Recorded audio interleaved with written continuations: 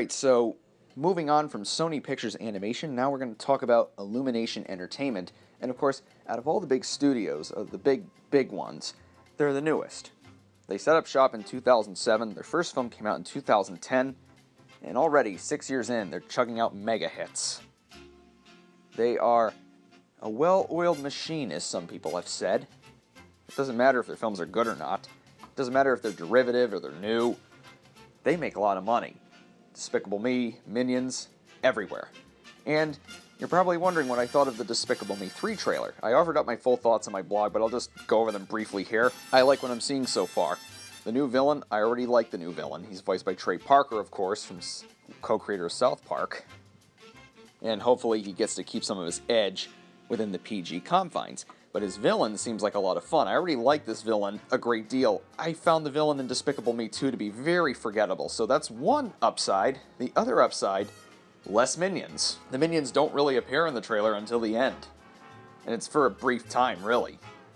So, if the movie's like that trailer, where there's a better villain and less minions and more about Gru and all the human characters, I'm in. So, Despicable Me 3, coming out next summer, along with Secret Life of Pets 2 in summer 2018, followed by The Grinch in November 2018, and a bunch of untitled films set for 2019 and 2020. So, what does Illumination have in development?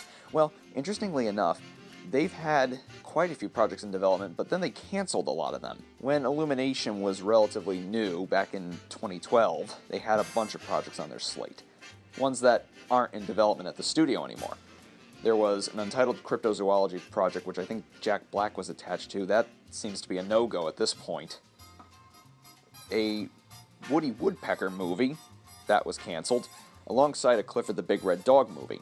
Those were canceled, believe it or not, because Illumination CEO Chris Meledendri said that the company wanted to focus on more original stories. That's quite something. I know a lot of us animation fans are probably cynical when it comes to Illumination Entertainment. We kind of look at them as the sort of McDonald's of animation, or the sort of fast food of animation, because of all the Minions stuff and how they handled the Lorax. But if you think about it, them canceling things like Woody Woodpecker and Clifford the Big Red Dog in favor of things like Secret Life of Pets and Sing, that's actually, you know, whatever we might think of Sing and Secret Life of Pets, that's actually kind of impressive. Because you would think, them being a big studio, they would go for the obvious franchise stuff. What they haven't gotten rid of are their planned Dr. Seuss adaptations. Apparently, they are in good standing with Dr. Seuss's widow, Audrey Geisel. I don't know how. I guess because the Lorax wasn't anywhere near as bad as the live-action Dr. Seuss movies, maybe that got them their get-out-of-jail card? I don't know. The Grinch has a concrete release date, and animation is... Well, I don't know if animation production is underway, but they certainly got the first image up, and they have Benedict Cumberbatch voicing the Grinch. It's a go. It's coming. It's coming November 2018. The Cat in the Hat does not have a release date. And I wonder if Illumination is going to tap other Dr. Seuss books and adapt them into movies. I kind of want to talk about the whole Dr. Seuss thing for a second. Well, by a second, I mean like the whole Ramble. So, Illumination's only Dr. Seuss movie is The Lorax. And I thought The Lorax was kind of dull. Not visually. Visually, The Lorax was a very nice-looking movie. But in terms of the writing, it could have been so much better. It wasn't horrible. It wasn't anywhere near as bad as The Cat in the Hat. And it wasn't anywhere near as bad as Ron Howard's Grinch. But it just had little to say. And it's based on a very, subtle and poignant Dr. Seuss book. The cartoon iteration from 1972 adapted it well. The movie did not. And this is why I kind of wanted to bring up the movie adaptations versus the cartoon adaptations, the 30-minute cartoon specials. The only Dr. Seuss movie that isn't bad or anything, or even mediocre, is Horton Hears a Who, and that was made by Blue Sky. But Blue Sky is not going to be making any more Dr. Seuss movies, it seems. It seems like Universal is going to be the ones, Illumination, they're going to be the ones to make the Dr. Seuss movies. Cat in the Hat. Hopefully that and The Grinch, two of Dr. Seuss's most iconic books, don't fall victim to what the Lorax did. The problem with the Lorax was, it was a candy-coated romp posing as a Dr. Seuss movie. If this wasn't the Lorax and you removed all the Dr. Seuss, ideas and the name and everything, it would probably be a solid, if unspectacular, romp in the vein of Despicable Me. But because it was the Lorax, it was a little insulting in a way. Now, when I saw the Lorax back when it opened, I just thought it was passable. I think more than anything, I was happy to see an animated movie open with big numbers again, because 2011 was kind of a bummer year for animation in terms of the box office. None of the movies released that year had touched $200 million at the domestic box office, and that's a benchmark that at least one animated movie crossed in the previous years. I mean, the last time an animated movie had missed $200 million, last time there was a year without an animated movie that made over $200 million domestically was 2005, so 2005 and 2011. And I remember I was kind of hanging out on this forum that I thankfully left, and the sort of attitude on the forum, these people were nice, they weren't bad people or anything, but they had this attitude that animation was a fad, it was dying out, people were starting to give up on animated family movies, and they were basing that off of the grosses of the films in 2011. They were talking about how there was a glut of animated features, and if people were ever going to get sick of animation, or if animation was ever a fad, then that fad would have died out 70 years ago. It would have died by the time Pinocchio and Fantasia came out. Animation, animated features are not a fad. They never will be. And, to suggest that, I think, is silly. But at the time, that was sort of the talk, at least on the forum I was visiting. Because at the time, I wasn't as big on Twitter. I was more of a forum dweller and lurker. So listening to those conversations, it's like, why? It's like, this is kind of a depressing year for animation. But then the Lorax came out, opened with $70 million, and crossed $200 million at the domestic box office, and 2012 was a pretty decent year for animation in terms of box office. So at the time I was a little excited, and I was kind of caught up in that excitement, but at the time I still did realize that the movie had issues. I didn't have much of a desire to see it again. I thought it was just meh. I kind of moved on from it. It's like, I'm glad I saw it, so I could get my views on it, but yeah. It's not a terrible Dr. Seuss film, but it's one that really misses the mark. It's just there. It's just a very there kind of movie. So hopefully The Grinch is not just that, and neither is The Cat in the Hat. Those are two iconic Dr. Seuss books, and they shouldn't screw those up. Being somewhat better than the terrible live-action versions is not, an achievement. That's not a high bar to clear. It's like, oh, well, it's better than the live-action versions. No. Better is not enough. They need to be good, at least. But here's the other thing. Dr. Seuss's books were how many pages long each? They were picture books. And they got their point across in less than, 20? 15 pages? Some books it was like 10 pages. Dr. Seuss was able to get all of his messages across, and he, his characters leapt off the pages. His characters leaped off the pages. Now, I'm sure that Chuck Jones and his crew faced a similar challenge when stretching the story of the Grinch to a roughly 20 to 25 minute television special. And he pulled it off with aplomb. He and his crew pulled it off with aplomb. The so-called, filler material that they put in there is brilliant. Most of the story is expanded through the song, You're a Mean One, Mr. Grinch. And on top of being a great song, there's all this great stuff, visually. Lots of great inventive jokes, of the Grinch going around stealing all the presents and all the Who's belongings and making his Santa disguise with Max. And then, of course, you have more, material that stretches things out like the Grinch and Max, flying down the mountain on the sled and subsequently going back up the mountain. They add these little sequences that stretch the story up to 30 minutes. Now, that in itself was quite a task. Now, think of having to stretch that out to 90 minutes. Because 90 minutes is roughly the average runtime of most animated movies being made today. Imagine having to stretch stories like The Grinch, The Cat in the Hat, The Lorax, all those to 90 minutes without having the extra stuff seem like filler or unnecessary. The other reason why the Lorax fell flat, and this has been covered many times, it's because it felt like it was trying to be hip. You had Taylor Swift voicing the girl. I mean, why was that character even in the story? You had some pop culture references here and there, and really, did we need a villainous sort of force? If I remember correctly, there was like a villainous force running over the town that the kid comes from. It's like, why? I mean, the stuff with the one slur sort of talking to the kid about the past and where he went wrong, that was good stuff. You know, they adapted that from the book well. But the rest of it, you know, it was just glossy and, you know, again, with all the pop culture jokes, it was like a candy-coated sugar romp when it should have been much more than that. And, you know, if you're gonna... And the other problem is, you know, taking a Dr. Seuss, this is more about Illumination. Why am I reviewing the Lorax?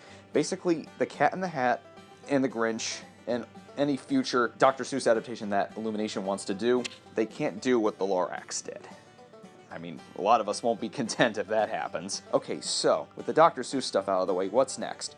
Flanimals. Flanimals has, I guess, been in the works for a while. It was announced back in 2011, I believe, or 2012. It's based on a book series by Ricky Gervais, and it's about all these weird creatures. They all have weird names. And I guess it was a series of novels. They're all, like, funny. They're supposed to be, like, funny.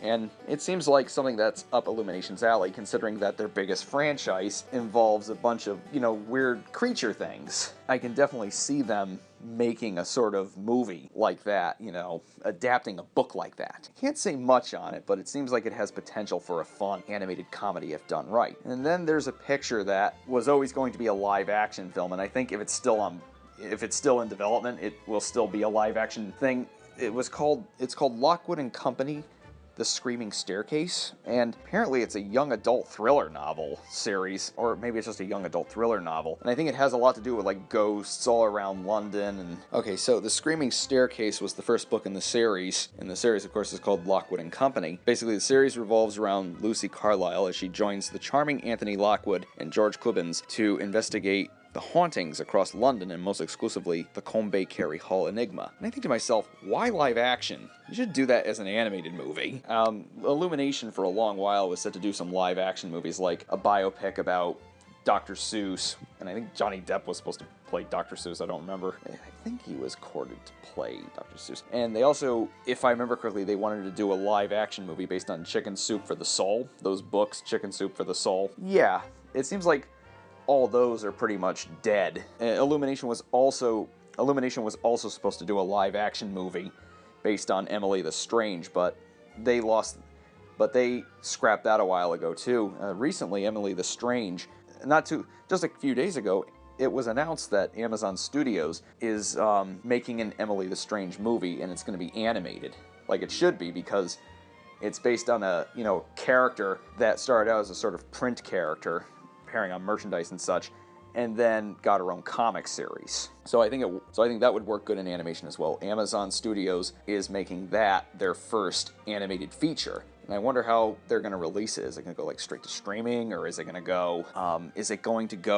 To theaters? Is it going to get a limited release, or is it going to be like the way Netflix handled The Little Prince, where they released it in some theaters the same day they launched it on Netflix? Because interestingly enough, Netflix is now into the animated features business, and they're doing original movies as well.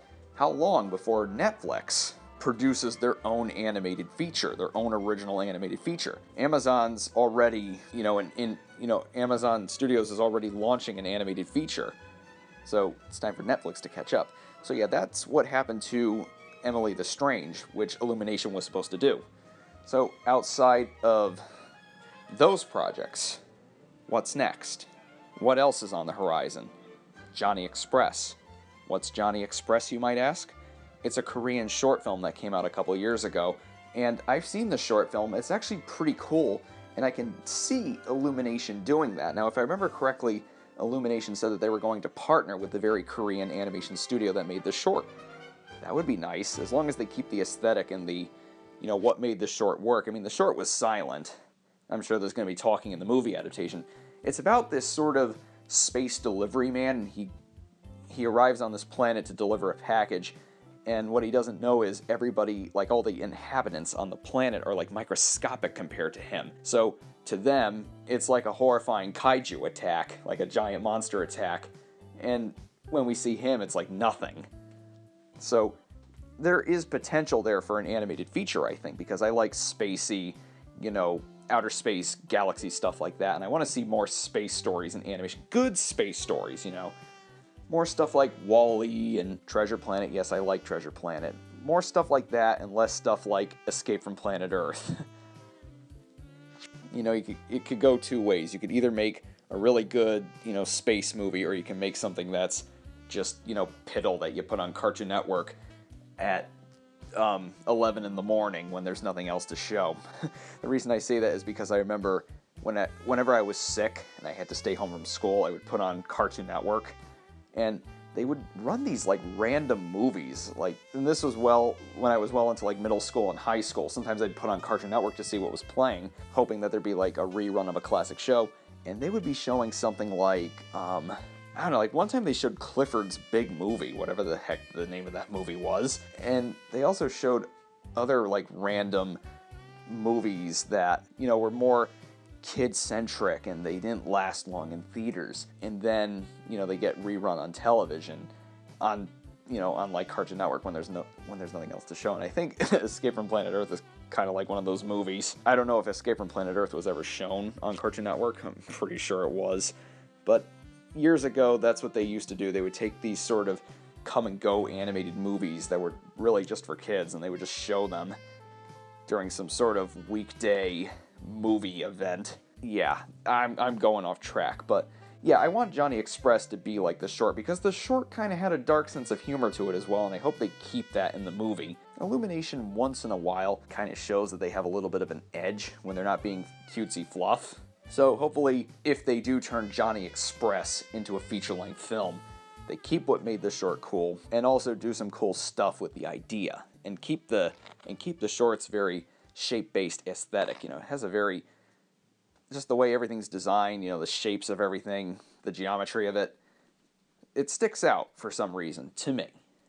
So that's Illumination's future for now. Not much on the slate, other than some Dr. Seuss material, and not much on the development platter other than some Dr. Seuss material, Johnny Express, and, things like that, Flanimals. Not much else to say. There were a lot of canceled projects, and at least they told us that they were canceled, not like they announced them like Sony and DreamWorks Animation did, only to not say anything on them for ages. Thus kind of confirming that they're kind of a no-go. So yeah, Illumination. So far, the slate looks interesting. Hopefully they veer more towards stuff like Johnny Express.